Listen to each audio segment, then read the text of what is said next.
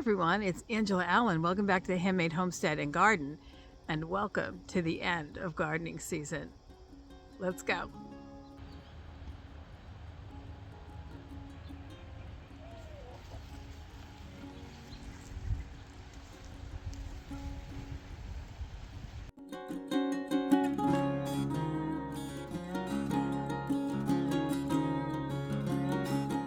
Here on the east coast of Rhode Island, we are in zone 7A, and we are expecting a really good hard frost tonight, maybe even a freeze.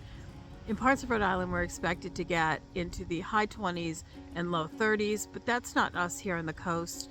We're still expecting to get down around 35, maybe even down to the 32 mark. So it's time to get anything in this garden usable for vegetables that are above ground out and brought into the house. So that means the rest of the squash vines are going to come down. They're looking pretty sad anyway. Any red tomatoes that are here we'll certainly harvest. We just did a big harvest a couple of days ago, so there's really not many of those out here. It's been cool enough that they've not been ripening fast. We have a ton of green tomatoes on the vines. We are not going to pick those except for the really big jet star tomatoes. All the little cherry tomatoes are just going to stay on the vine. If they freeze, we'll just compost them or feed them to the chickens. If they don't, then we'll leave them on for a little longer. But I have a ton of cherry tomatoes in the house right now, and we've processed a lot of tomatoes for canning and freezing and dehydrating. So we really don't need to have too many more. So they're okay. If we lose them, we lose them. I have carrots in the ground. Those will stay. Swiss chard, I will cover those just to prevent them from getting frost. If it gets that cold, I don't think it'll get quite that cold, but if it does, they should be fine. They tolerate the cold really well. I expect those to be going through most of the winter, so that's fine. And I'm looking around the garden, the zinnias, those will definitely not like the cold. Cucumber plants, they're really gone by anyway. You're sitting on top of a cucumber trellis and they're in pretty bad shape, so they can go. Onions can stay, kale can stay. I've got some lettuce behind me in the ground that could all stay. That's pretty much all that's left besides our sweet potatoes. If the cold gets the sweet potato vines and they die back, no problem. The potatoes underground will be fine.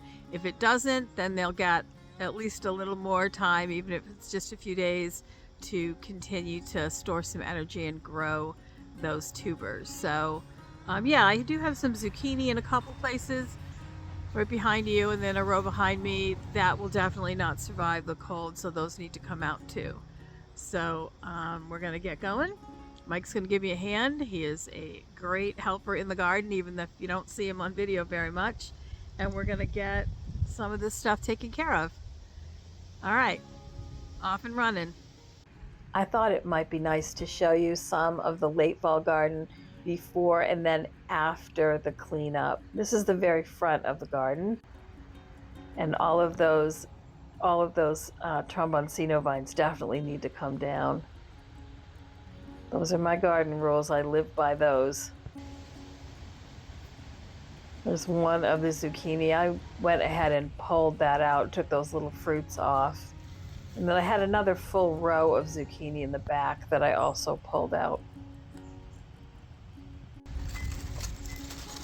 The tromboncino vines, Mike and I pulled down the rest of the big squash. And all of these younger, smaller ones here, like you see, will be used for summer squash. We'll eat those in the next couple of days. And this is the last of the really big squashes that I'm gonna pull off. I shouldn't have pulled it. It pulled the top right off it. So I'm gonna have to use that one sooner because it won't store long. But it was really satisfying to yank that big thing off there. These are the tomato rows. We're not gonna cut these plants down today, but we are gonna cut them back. This is that inside of the squash trellis. It looks so sad. There's my favorite helper. Isn't it funny how the marigolds always look so good at the end of the season and mediocre at the beginning? I'm going to save some of those seeds too.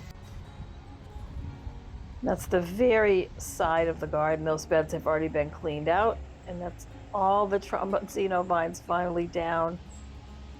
Those were the cucumber vines finally down as well. In this back row, I just pulled up the remaining zucchini plants there. We are going to amend that soil and put some grass clippings over it and get it ready for the winter. Those are just some more of the vines that we took down for the butternut squash. Those are right there. It's funny how barren the garden looks when you start taking everything down in the fall. We're going to pick all of the big Jetstar tomatoes, green ones as well as the almost or starting to ripen ones. Get those inside. The ones that are already starting to blush or starting to turn yellow, we will let ripen on the counter. The green ones, I have a friend who loves, her mom actually loves fried green tomatoes, and I'm going to try to give her some more of those for her mom. Pick the last few cherry tomatoes I can see that are already red. These are midnight snacker tomatoes, and you can see how when they're exposed to the light, they get dark black on the outside of the skin. I just think they're so beautiful. They're very tasty. They're very prolific. It's one of my favorite cherry tomatoes. Again, it's called Midnight Snacker, and I always plant it because I so love this specific variety of cherry tomato. So windy in the garden today, too. I just dropped that tomato, but you can see a lot of them get littered on the ground. So we never let our dog into the garden because any of those tomatoes on the ground, he would eat them, including the green ones, because he absolutely loves tomatoes. You can see we've been busily pulling up and cleaning up and trimming. And that's that row that had zucchini in it, bedded down for the winter. When we empty out a row, we put down a layer of compost and then a layer of grass clippings on top. And then we go through and we remulch all of the rows with wood chips. We do that regularly. You can see how much easier it is to move around down those tomato rows now that they've been cut back. I clipped all of the tops off and all of the long side vines just so that the fruit that was there would continue to ripen without the plant putting any energy into growing more. Those are carrots on your left. And those are going to come out again, but not for another couple of weeks. We'll let them get hit by a frost first. Well, thank you for spending time for me today as we cleaned up the fall garden. At least we started to clean it up. As always, I appreciate your like, subscribe, share, and always your comments. It helps us so much with the algorithm, and we are working very hard to grow this channel. So we appreciate your support more than you know. Here's some of the tomatoes we brought in, and just look at that pile of winter squash curing. I'll see you next time. Take care.